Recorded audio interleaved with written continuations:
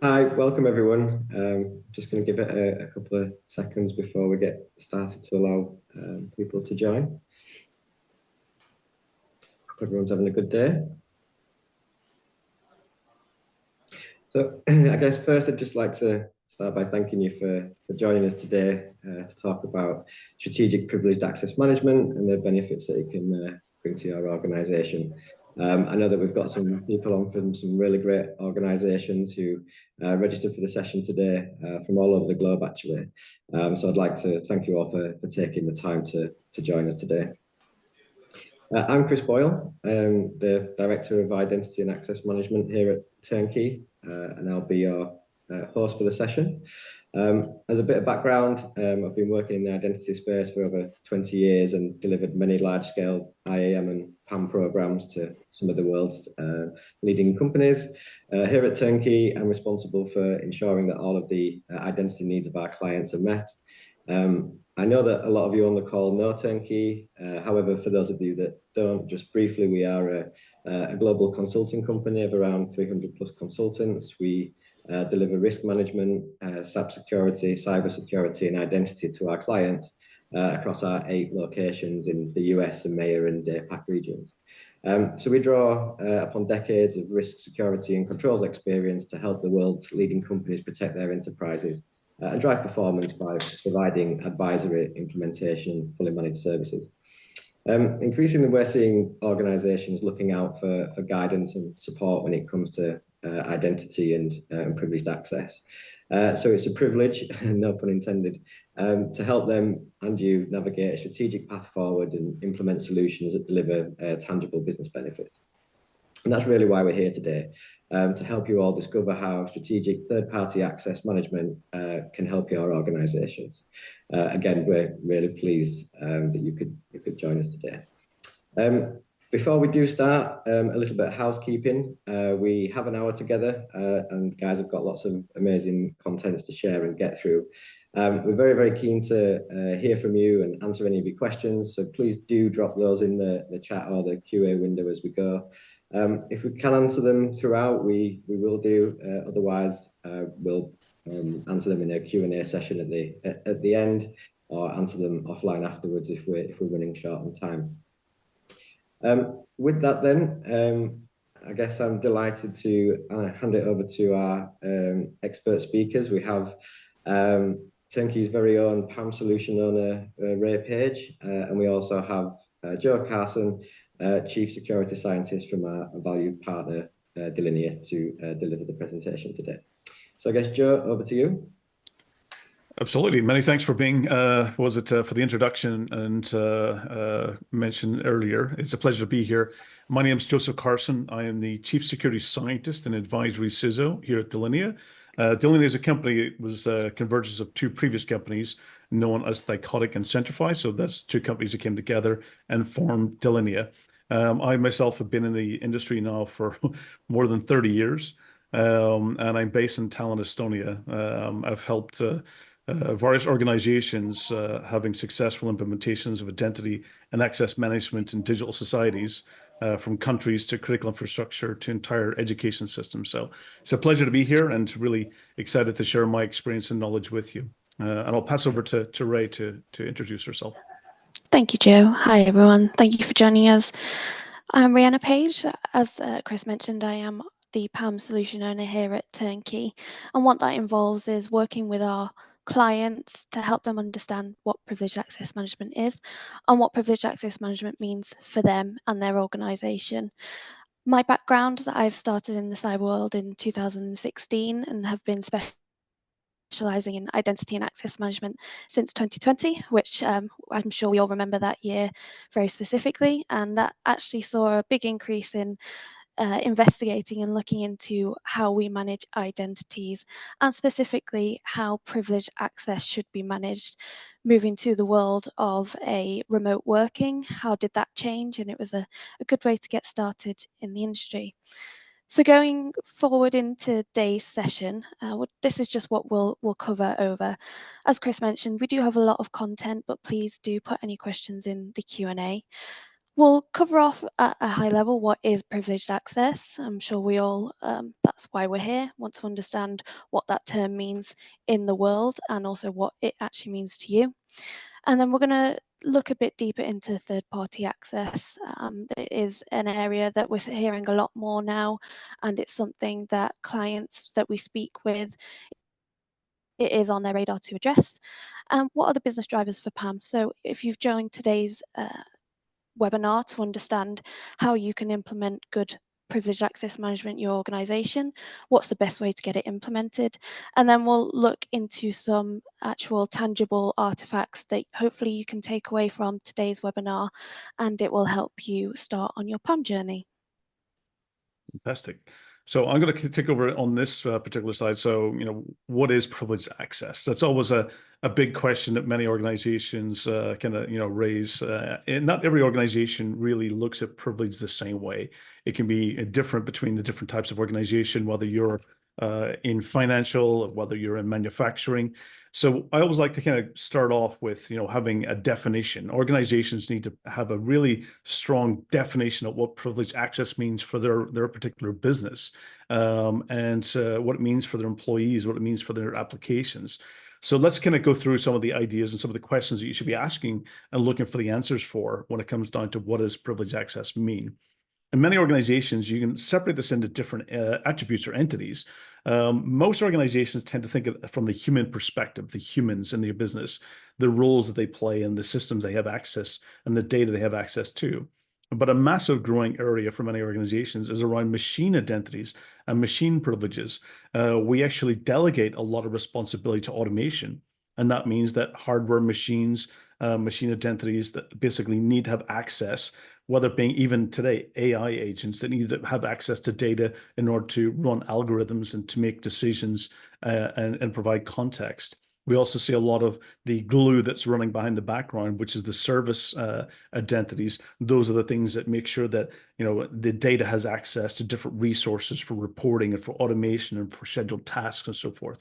And then we also have to have the integration between different systems, and that tends to be the application or API identities to make sure that your code's able to run, make sure it has access to cloud resources if it's based in the cloud infrastructure. And then you start thinking about, well, okay, that's the different types of categorization of identities and privileges that organizations might have. Then you start thinking about proximity. Where are they located? Are they actually running in specific devices? Do you have IoT devices throughout your organization? Do you have hardware that employees are using? Is it manufacturing? Is it based within software? Is it software that's running on particular infrastructure?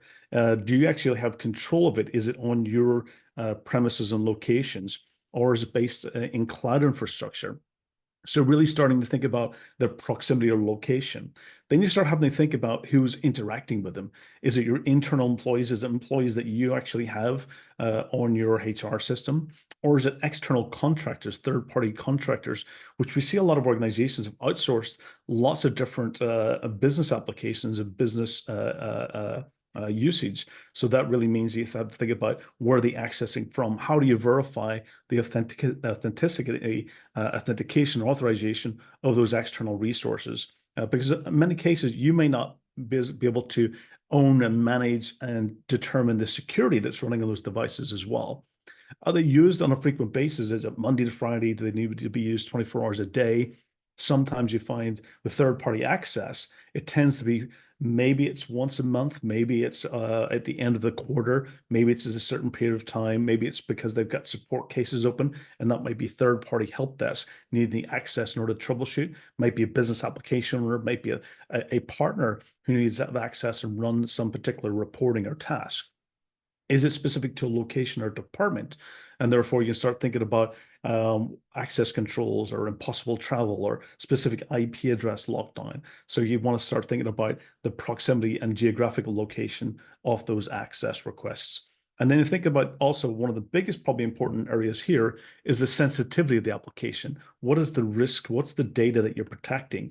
Is it, basically accounting information? Is it financial information? If you're a medical organization, is it health data? If you're in basically, manufacturing, it might be intellectual property, your employee records. So you have to really start thinking about what is the sensitivity, and that also allows you to tie back to things like compliance.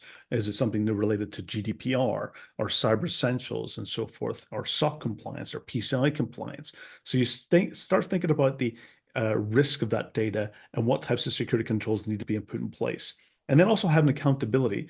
You can't just put these out and not have any type of service or system owner that is their responsibility for making sure that all of these requests are met. So this is really where we start thinking about the definition, what it means in your organization. And then do you have the answers to all of these questions when it really comes down to thinking about your third-party access and those who have access to the systems and data and applications that's running effectively your business. We have to start thinking about, well, what is the risks and why are they increasing? Well, one of the biggest things we've seen is the acceleration of IT complexity. This is a big area. Many organizations are no longer just have line of sight visibility of the systems they're managing. They're all over the place in different clouds and different infrastructure. You might basically have BYOD devices. We've seen, as Ray had mentioned in 2020, we've moved to not just about bring your own device, but it's also bring your own office. And maybe in the future, we'll even see bring your own identity. So we're starting to see this diversification of the complexity of the landscape. And also the threats are growing. We've seen basically an acceleration of ransomware attacks, business email compromise, DDoS attacks, all targeting organizations, and they're continually on the rise. So it also means that we have to start thinking about the different ways we need to secure and manage and protect those systems. And then we get also the security of vendors proliferation. We're not just basically managing our own business, but basically within a supply chain of many applications and many solutions. So there's a massive acceleration in how many vendors organizations have to onboard and have to manage from not only basically an on-premise, but also SaaS-based or a infrastructure as a cloud-based application. So I'm going to pass over to Ray to kind of give a little bit more about what it means when we come to third-party access. Thanks, Joe. And I want to add in there as well that you were saying before. I think historically, when you talk about privileged access, a lot of people just think of domain admin and root privileges. And I think that's a really good example that you gave, all of that list of it's not just the historic IT use cases. There's lots of elements and context that needs to be applied of what privileged access is. And one of those elements is the third party. And we've seen it already this year, the impact of a third-party incident that can occur. So taking McDonald's, for example, it wasn't a security breach, but because they were using a third party due to a third-party change, it caused a global outage. So that just demonstrates that your supply chain, wherever they sit in there, can have an impact on the business, and it needs to be considered. I think one of the biggest challenges with third parties is that lack of observation of how third parties manage your data. So how do you have a clear confidence that your third party is extracting the data securely? Are they manipulating the data as they should be? Do you know that that data is the only place that it resides, or is it sat on their laptop elsewhere that you can't manage and you don't have sight of? And this is why third-party access, you hear a lot more now in the news of causes of breaches. They're well documented, so I do encourage to have a look to see what is out there. You may even see some similarities, and you may even find some names that you believe you already use in your organization that you might want to start investigating and looking into. But the other challenges that third party brings to the business is dependent on what they are providing to you. So you do have that external technical support. Joe touched on it earlier. Are they only dropping in and out as and when you need it? Or are they there as part of your team 24/7? Do you have the confidence that what they're doing with the data again is as they should be? Contractors, are you making sure they only have access to the data that they require in order to perform their role, making sure that their business area is the right business area they're interacting with, and as well as consultants, so those people that you only have in the business for a finite amount of time, and do you know that when that time is up, do they stop having access to your data?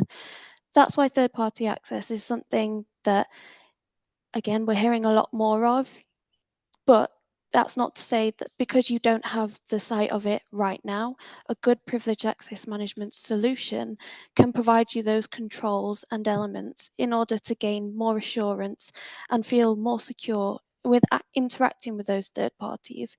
And as a byproduct of that, you'll have a better relationship with them as well. So it propels your business further. I'll hand it over back to Joe, who's going to go into a bit more detail. Absolutely. And one of the things is also is we've mentioned a couple of times about, what you have control of today, and that's changed a lot. We've moved to basically software as a service and cloud infrastructure, which really means it's a shared responsibility. You might be using applications like Salesforce, SAP, Dropbox, Box, Office 365 that basically, you may have all integrated into your Active Directory or Office 365 account in order to do things like single sign-on.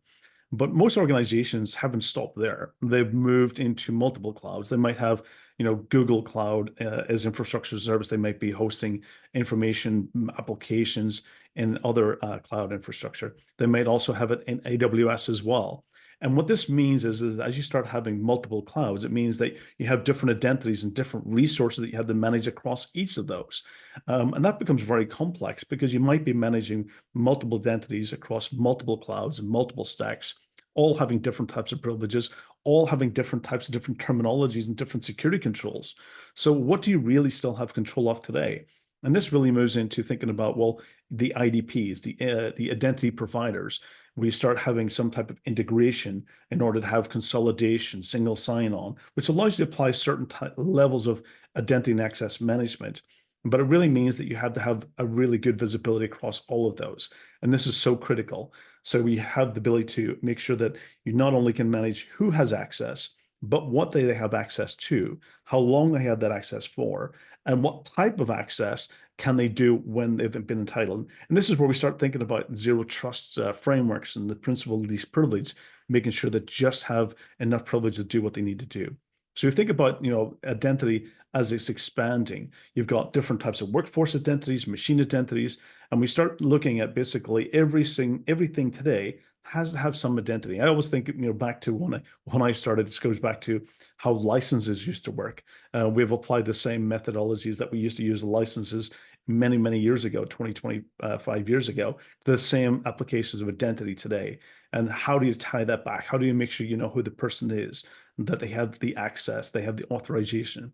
And this means that we start looking at human and machine identities are multiplying at a significant rate. And actually, human identities, they're growing significantly, but machine identities are accelerating at the fastest pace as we start having multiple devices, multiple cloud accounts that you need to manage.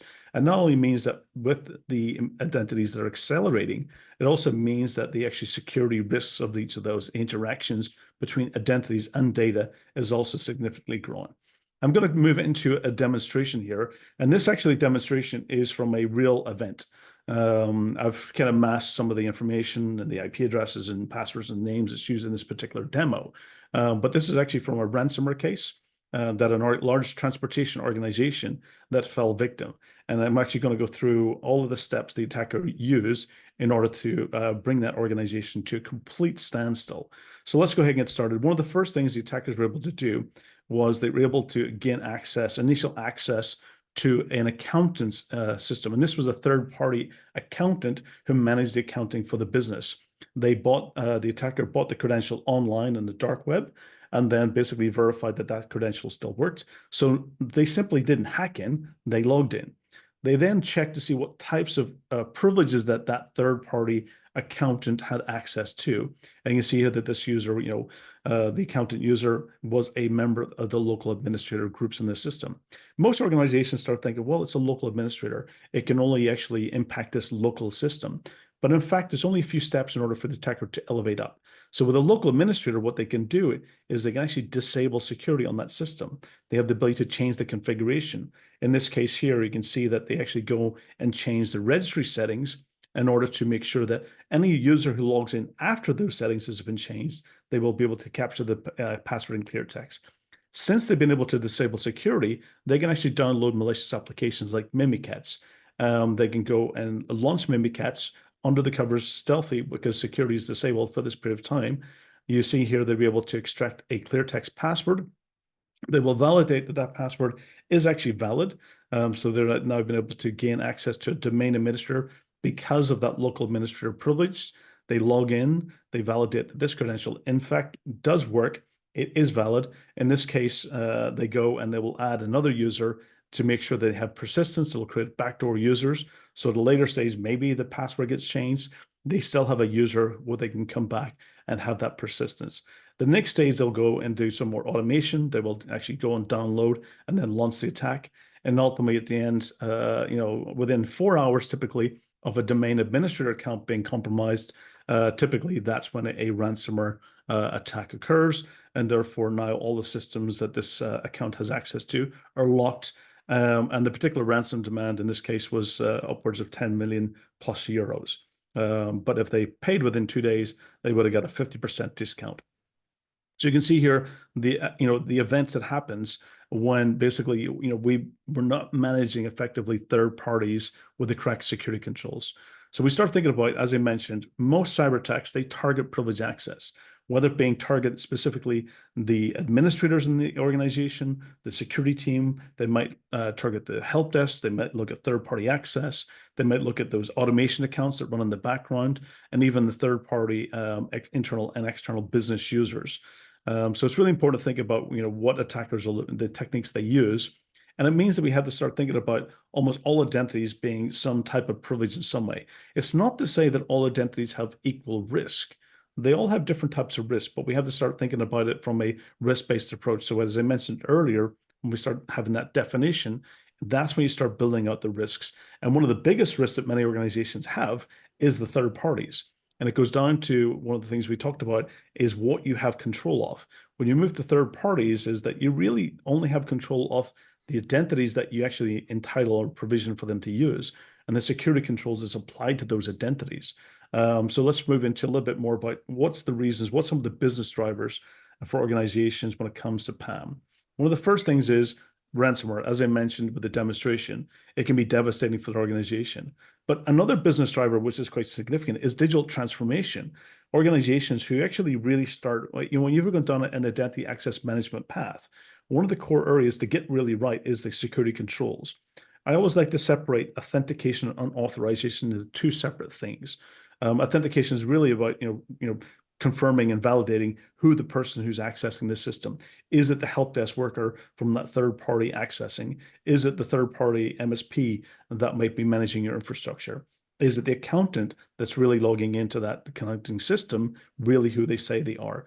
And that means that when you go down that digital transformation, when you do it really well and you have that separation of duties, it allows you to accelerate and actually really start rolling out new applications much faster with a higher level of visibility, with a higher level of auditability, with a higher level of security. So it means that you can actually accelerate new digital transformation, whether you're rolling out maybe a new ERP system or whether you're deploying, let's say, a new storage system. So that allows you to accelerate those much faster, but also with a much stronger foundation.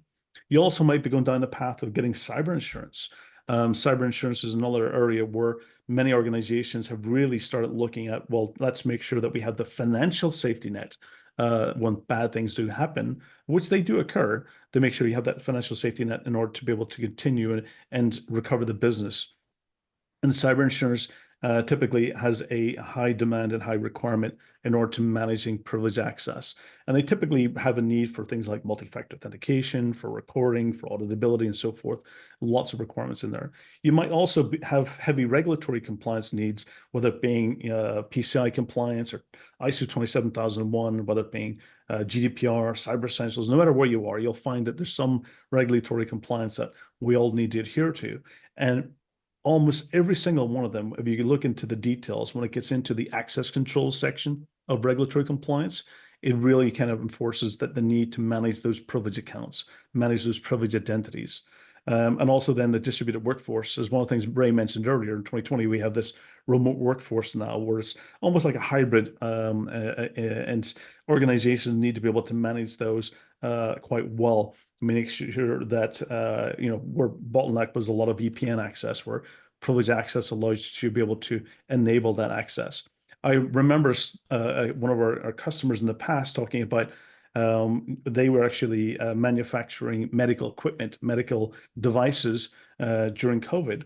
And one of the things is that they said is that not only were we able to help that organization continue with high level of production, but we also were able to make sure that the workforce was able to also stay safe and healthy, working remotely and from home. So they were able to continue with high level production, but keeping their employees safe at the same time when we were actually providing the ability to secure that workforce, but also keep them productive, keep them accessing the systems, and keep those systems running, creating life-saving medical equipment.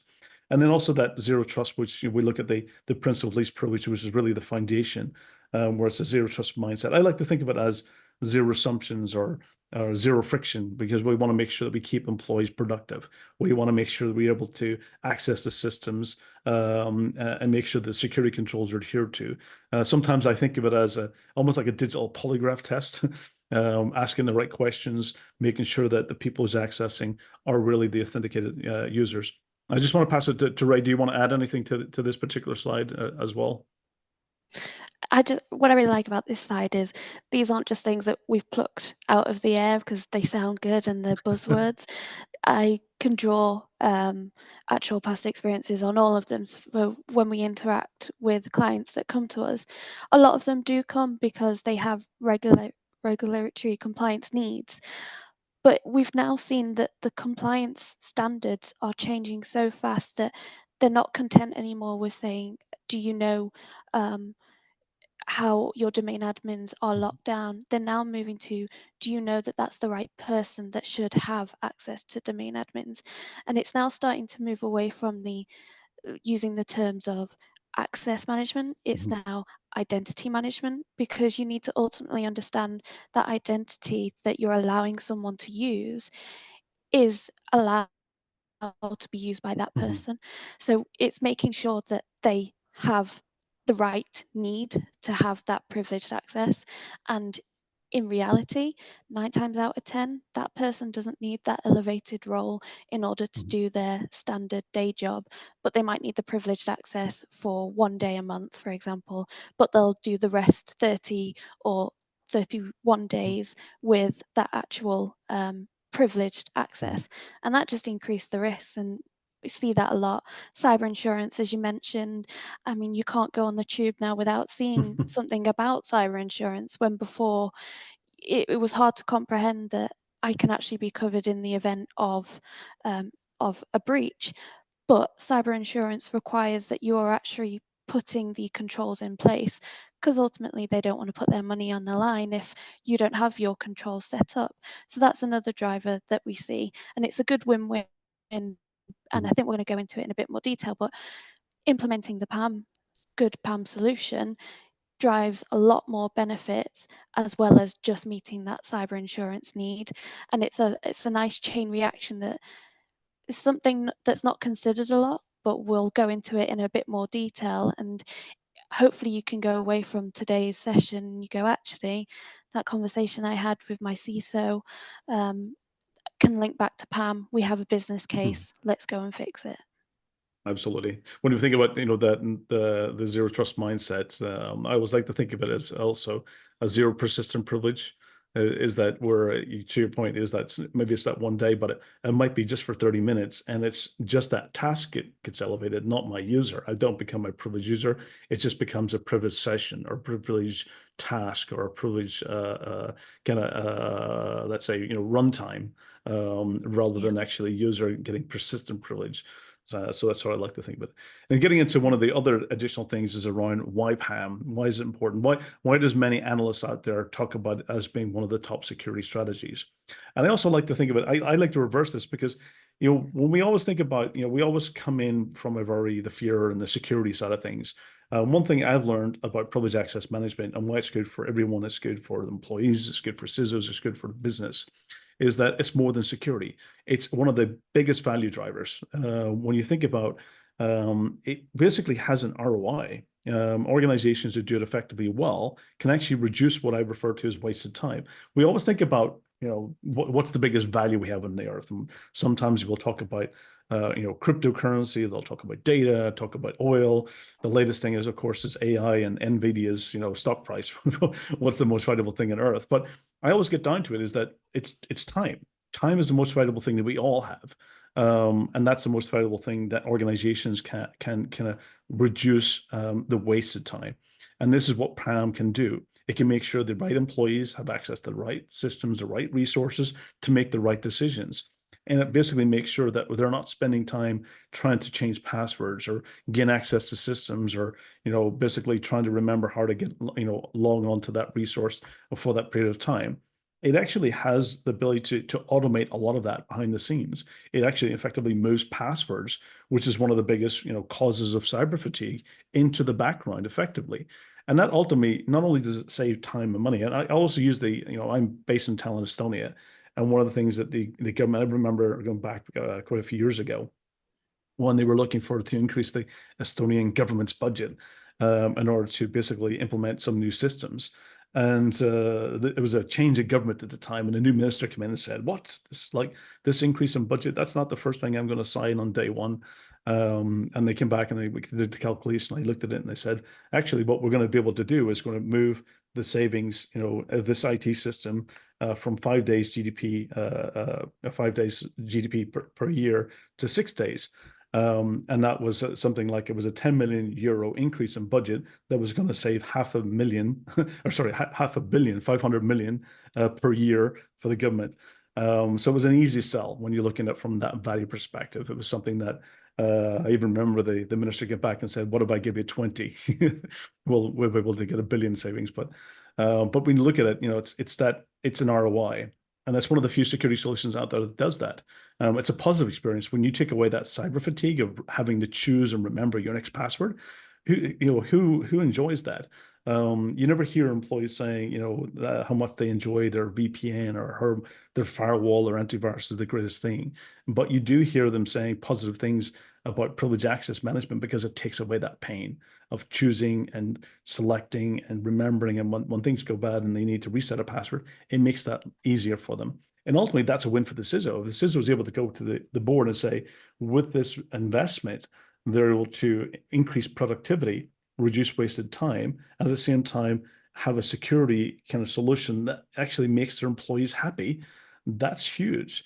As we mentioned again, it's almost every single regulatory compliance out there requires it, as well as it helps organizations become insurable, not just about getting cyber insurance, but it also makes them insurable as well. So it helps fast track that as well.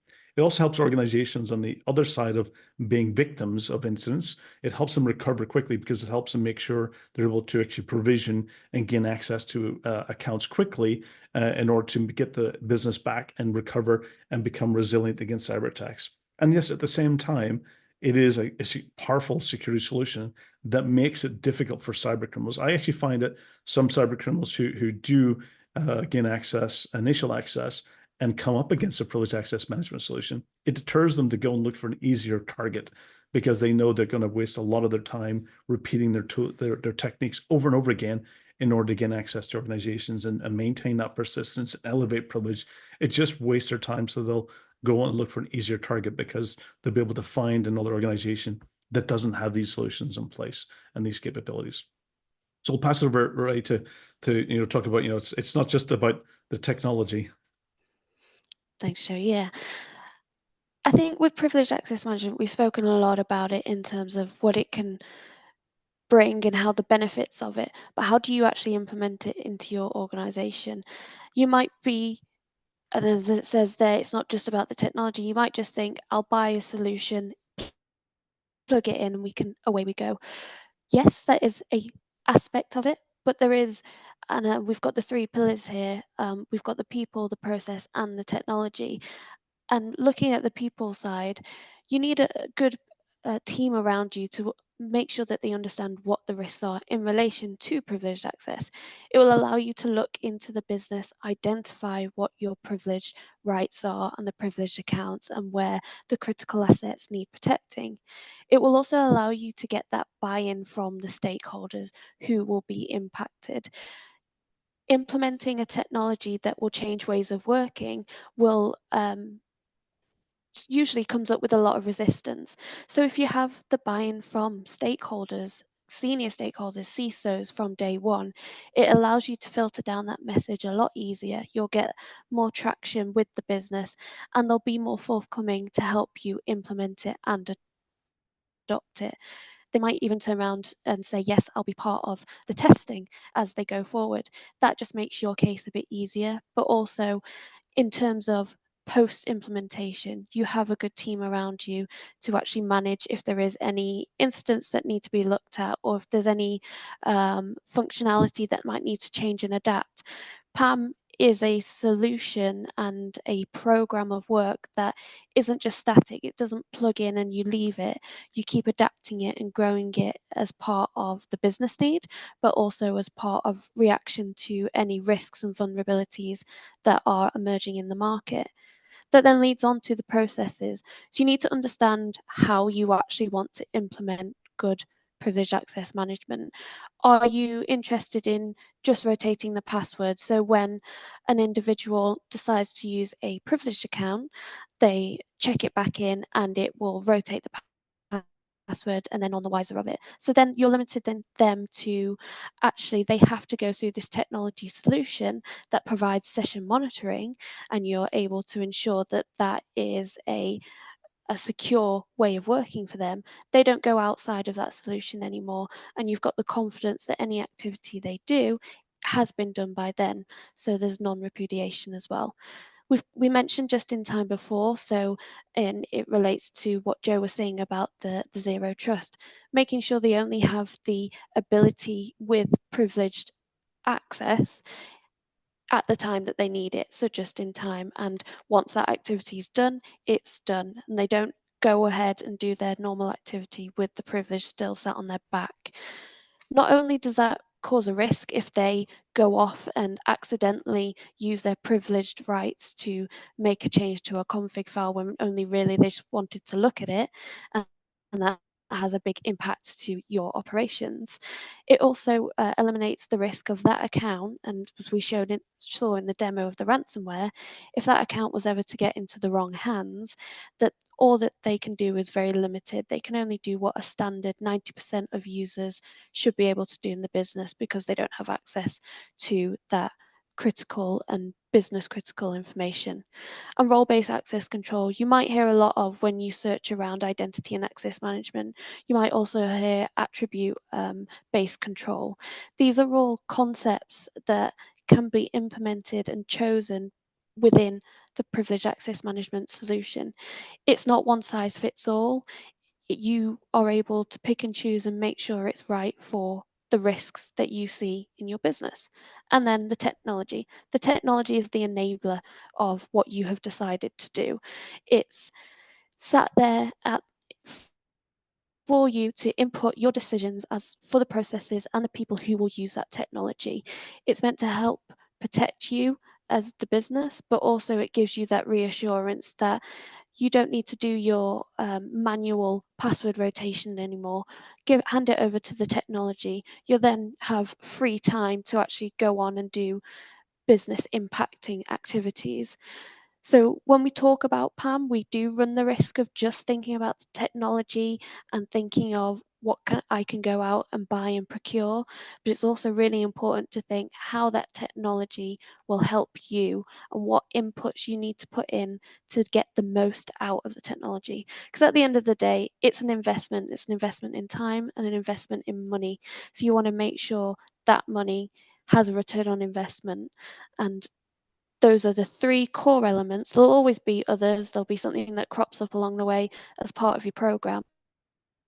But if you've got those core foundations and focus on those columns, it should allow you to process with your management solution a lot easier and a lot smoother as well. Absolutely. I just want to kind of also going to come back. One of the other things that you mentioned about the session monitoring side, I've seen a lot of organizations also using that. Sometimes you might have a third party coming in and making a firewall rule change, and it messes something up, or a network administrator, from a third party firewall company coming in, or, from a network access and messing up some type of network rule. Or then you get into also maybe an application, maybe logging in and changing a configuration file in your SAP systems or business applications, and it breaks something. The great thing is when you look at the session monitoring, you can go back and see, well, what was done, and therefore kind of, remediate and undo those changes quite easily, because you'll know exactly the steps that was taken. So it allows you that visibility, which is always great as well. Mm. So one of the things, when I wrote my first book, which was the Privileged Access Management for Dummies book, which is also for smart people, when I wrote that book, what I didn't realize that I'd actually come up with was the Privileged Access Management lifecycle. It was about basically, the whole basically lifecycle of how you go around, and it really gets to the point where it's not a checkbox approach. It's something that you integrate into your business processes to make sure that you can actually have the right security controls and the right visibility, and also automate as much as you possibly can. And going through this, it gets into having that really defined privileged access. Going back to that first point that I mentioned, is understanding what privileged access, what is authorization in your business. When Joe comes along and I verify who I am, that what's the authorization, that's the authentication side. When the authorization is about what can I do in the business, and then you get into the governance side, which is about what have I been doing. So having that definition and having that clear understanding is critical, and that's one of the first things I highly recommend for organizations to start with, is the strong definition. And that also sometimes turns into your policy. I've seen organizations using that definition to become their privileged access management acceptable use policy within the organization. The next stage is to understand the reality check, and that's go through the process of automation, a discovery of privileges across the entire environment in the human identities, the machine identities, the applications, the APIs, the identities and privileges within code, that within also on-premise and the cloud infrastructure, in your virtual machines, in your business applications. So starting that, the next stage is getting that reality check about, and I can guarantee that when you do the discovery, you'll find a lot more accounts and privileges in your environment than what you thought you had.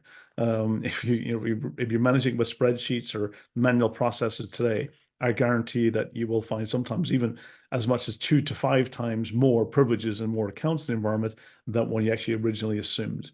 The next stage is, once you have that visibility, once you have the understanding about what privileges are and where they're located, the next thing is to start to, understand the trends in usage. Start with managing them, understanding about how often they're used, who's, what locations they're using it from, how long those sessions are. And then basically after you start having the auditability, you can start deciding what security controls you can put in place. Do you want to make sure that you've got multi-factor authentication in place? Do you want to make sure that the person who's accessing that system doesn't need to know the password? You actually manage the session for them. So therefore moving that password into the background. Do you want to rotate that password after they've actually finished their task, made that configuration change to the application? So really starting to think about the security controls that's placed. Then you get into that continuous auditability, monitoring the usage, improving the access, and automating as much as you possibly can in the background in order to streamline the business. And then you start basically, once you've done that automation piece, the next side is thinking about what things should you pay attention to? What's suspicious activity? What could be something that's just misconfigured and you can improve on? Starting to alert on privilege abuse, starting to look at where basically privilege are used for the wrong types of actions and tasks, and then starting making sure you actually remediate that and put the right controls in place. Integrate it into your incident response plan. One of the big things is that when organizations do become victims of incidents or data breaches or ransomware security incidents, that allows you to actually quickly enable incident response accounts and incident response access, so the team can make sure that they're actually having a separation of duties and a separate audit trail from that, and preventing contamination of the evidence and forensics capability. And then having this as a continuous review process. You might think about certain accounts, maybe third-party accounts, on a quarterly basis, or how long that contract is there for. Start thinking about maybe a half year or a yearly cycle, and start making sure that you're actually, do the security controls need to be improved? Do they need to be the same? Do you need to extend them for a period of time? So having this as part of this continuous process. So to give you a bit of an example of what this would look like in a real kind of scenario, this is where you start thinking about classifying trust dynamically or adaptive or context-based. It means that security is no longer static. And this helps you move to a state where you can not only just protect about the risks of the past, but also allows you to become more dynamic against the risks of the future. So we all have to start with some type of secure digital identity. And this is where you start thinking about, it might be the third party, accountant, as I mentioned. It could be a partner who's accessing the system. It could be a business application owner from one of your suppliers accessing and updating some type of data in your application. You want to make sure that that person is really who they say they are. And this is where we really start moving passwords into the background, and we start using multi-factor authentication. So this builds that level of trust. And it means that it might come in under one, let's say, risk assurance level or a trust level.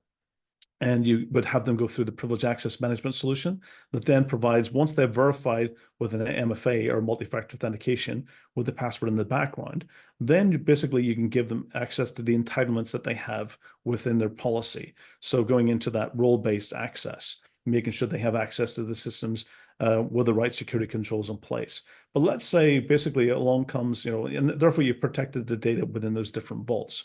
So let's say you've got a different system, for example, a more sensitive database that has really, and maybe it's got accounting information, maybe it's got your intellectual property, maybe your law firm that you want to make sure that your documents and client information is protected. Therefore, the MFA that you come under may not be enough. You may need to level up that trust level to the next level. And this might mean going and doing a biometric verification. It might mean me going and saying, hey, Ray, I'm accessing this system. I need your level of approval as well. So you have that four eyes approach, a peer review to say that, yes, Joe has access. He needs to be able to do that change.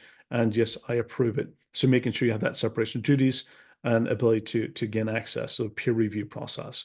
Record the activity. So when you record the activity, it also deters, employees who might try to, bend the rules a little bit or to bypass things, or, insiders who, if there weren't being watched, might basically go and do something malicious. So it helps you make sure that when you have session recording, it deters employees for basically breaking the rules or bypassing, because they know that they cannot hide or delete the evidence later.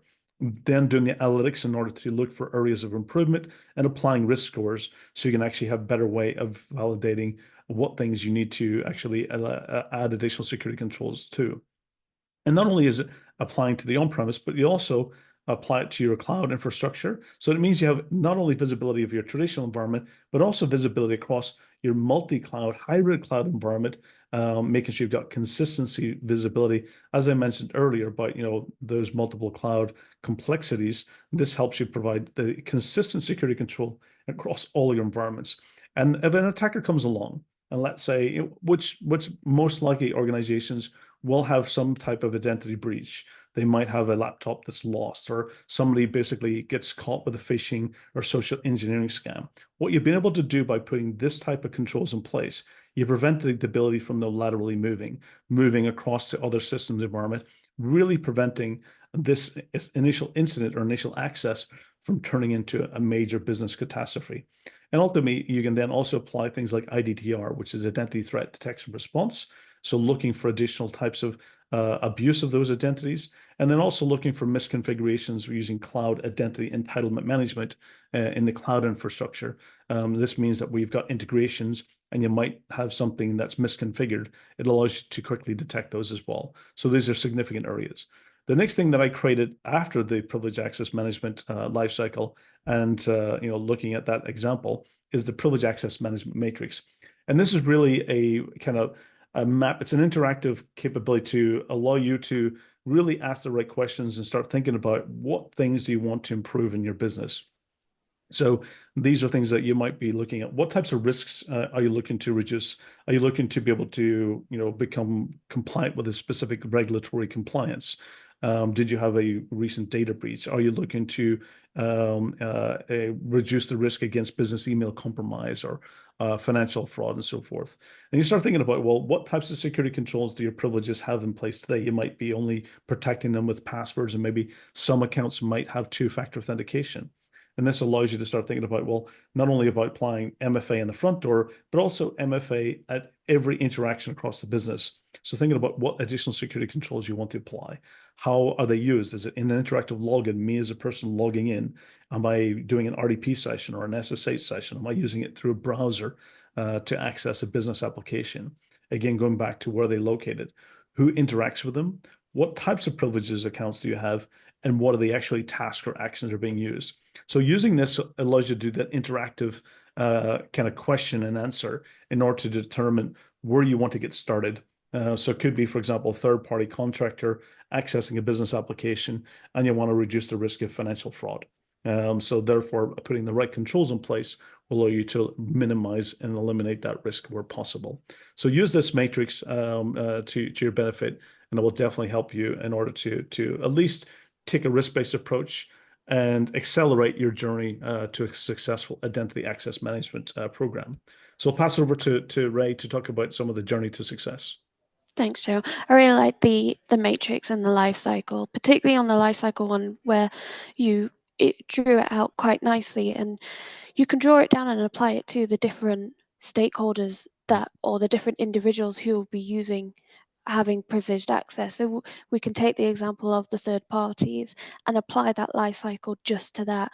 And then you can have the assurance, you can document and evidence to the CISO when they've given you X amount of money, you can go, well, this is where it's gone, and this is how we can track and measure it as well. And that matrix will provide that too. And that will help you lead into understanding what controls are best to enable and implement at the time. Sometimes you might run the risk of just turning everything on and being a bit overwhelmed of, okay, is it actually providing the security we require? Is it a bit overkill? So it does give that nice streamlined way of thinking of how successful do I need to get to at this point, as opposed to 5 years down the line. And this is where we have really honed in on the identity and access management success journey. And we use this model quite a lot with clients to help them understand. Usually they come to us with an immediate remediation that they need. And from that gives them the opportunity to really start thinking long-term about their identity landscape. So yes, we can help address what you need to answer in 3 months' time, but let's take that as an opportunity to say, from that 3 months extra, where do you want to be, or where do you feel that the risks are within the business that really need to start to begin to be addressed? And that's where your strategy would come in place. Lots of working at the high level with CISOs and even the identity teams themselves, the IT teams, all coming together and understanding that for a successful identity solution, it's not just an IT problem, it's a business problem.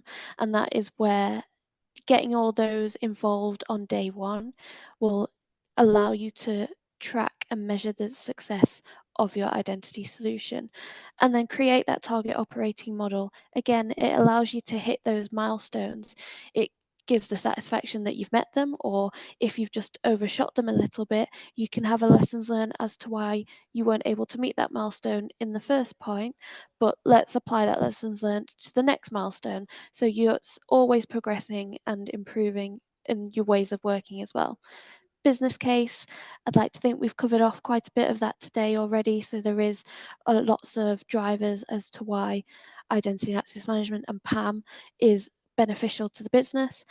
And then you want to go out and make sure what you are procuring is actually answering that business case.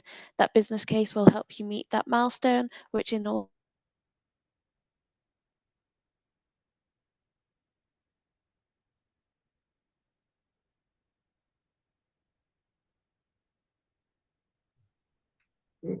I think we may have lost Ray there. Yep, I think we've maybe the connection problem. So Yeah. But so I can move along into the next stage from that is, from that journey is going into the maturity model itself. So one of the things that, it's different stages, different organizations as they go down this journey. And so many organizations, no matter what stage of the journey you're on, you might already have a vault in place. You might already be doing, multi-factor authentication, session recording. But the key part here is making sure that you have a continuous journey into getting that fully adaptive, context-based, zero, persistent privilege, or least standing privilege. So this takes you through all of those journeys. So starting with a high risk, start thinking about getting the vault in place, getting the visibility, doing the discovery, getting the definition, and then moving into much more integrated,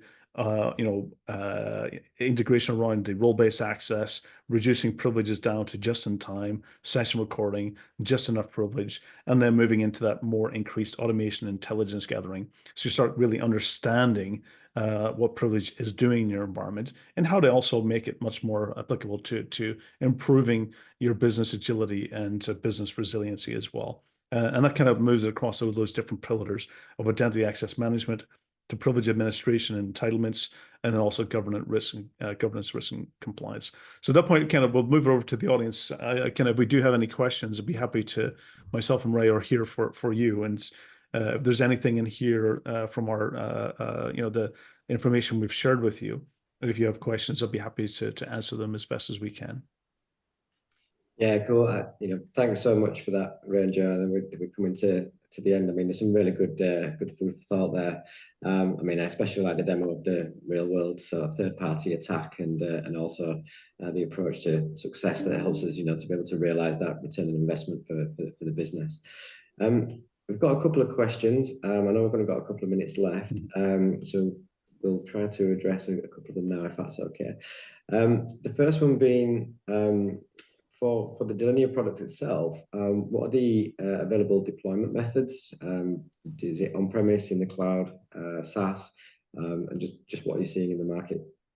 Absolutely, it's a great question. So from a Delinea delivery mechanism, we have several options, for organizations. One of the most common is our platform, which is a SaaS-based option. It means that organizations can, rather than having to deploy their own infrastructure, they can just consume the privileged access management and identity security and identity intelligence capability directly from our platform, from the cloud, as a SaaS-based application. For organizations who are still a bit more having local infrastructure, they can use our on-premise pieces as well. So they can actually go and deploy it on-premise.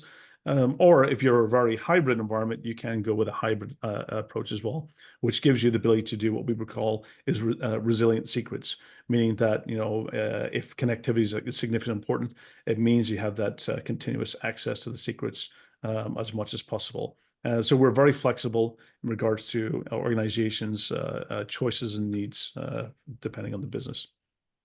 Perfect. Thanks, Joe. And I don't think it'd be 2024 if we didn't have a question about AI. So the question was around how does AI fit into the future of PAM, and what are you seeing in that area? Absolutely, that's a fantastic question. It's something that's evolving quite fast right now. So one of the things I've done quite a lot of research in this area recently. What we're seeing is going back to one of the things I mentioned earlier about the reducing wasted time. That's where we're seeing AI being applied to. So, for example, some of the things that we've been looking at is that organizations might be gathering lots of data in regards to the access and the auditability, or they might have hundreds of hours worth of session recordings. What we are using with our Delinea labs is we've created AI algorithms, which allows you to go and apply it to those logs or apply it to those session recordings to help you, basically focus on the things that matter. So rather than you having to go and spend hundreds of hours going and auditing those sessions, we can tell you which ones have potentially suspicious activity, or the ones that you need to look at that might have specific things to compliance failures or compliance requirements. So really reducing that wasted time. So I think that's really where we're starting to see AI being applied in identity, is really helping quickly reduce down the large, we call it math reduction, to help you focus on the things that really matter to the business. I just wanted to quickly pick up on a question that has just came in as we were chatting there. Is how mature do you think SAP native solutions are to safeguard an ERP system? Obviously, SAP is pretty critical to a lot of businesses. A lot of money flows in and out of it. And for me, I would say take a step away and consider, at the end of the day, it is a technology solution and it still needs to be managed and looked after. So whether it's hosted, particularly on an on-premise, which in the historic legacy world, there will be some SAP systems that are still on-premise, and you need to make sure that the access to that is well looked after. And in order to answer the question, depending on the SAP solution implemented, there may be some firefighter elements that you can enable and utilize, but there will be other access that needs to be managed as well and needs to be considered, that might not come under the innate privilege management within the SAP solution. Absolutely. Just to add to that, Ray, as well, what I see a lot of organizations doing is that they might be using some of the native capabilities behind the scenes, but what they do is they put a solution in front that actually provides protection of those native systems and access and configurations. And then it also allows you to provide a much more consistent layer across not just your SAP and ERP systems, but all your SaaS-based applications, so you get visibility, consistency, and security and auditability across all of them. Because it's very difficult to do it on a one-to-one basis. That's why it's important to do this from an identity kind of fabric or framework that allows you to do it across all of them equally with the same visibility. Yeah, and I think just following on for that as well, I think what you also have is, that kind of single pane of glass to manage privileged access as well. So it's not using different tools for different systems as well, having that kind of holistic view across the organization to manage that risk as well. So yeah, happy to pick that one up offline as well. I know that we're just about on time there. So yeah, thank you, Ray and Joe, for helping us all think more about the value of PAM and how to effectively manage third parties within our own organisations. And thanks to everyone for tuning in.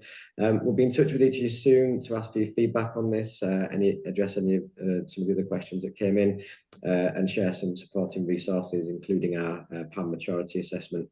Again, this is a great entry point for those of you looking to understand the state of PAM within your organisation and get some strategic guidance on the path forward as well. And again, that's at whatever stage of the journey you're on, whether you're just setting out on the journey or even if you've got a PAM implementation, seeing how well that's actually, how mature you are in the organisation. So please do take a screenshot of Ray and Joe's contact information here. Please don't hesitate to reach out if you do have any other questions. But yeah, thanks again for listening, everyone. We hope you enjoyed the session and have a wonderful rest of the day. Absolutely. Many thanks, and everyone stay safe. Thank you all.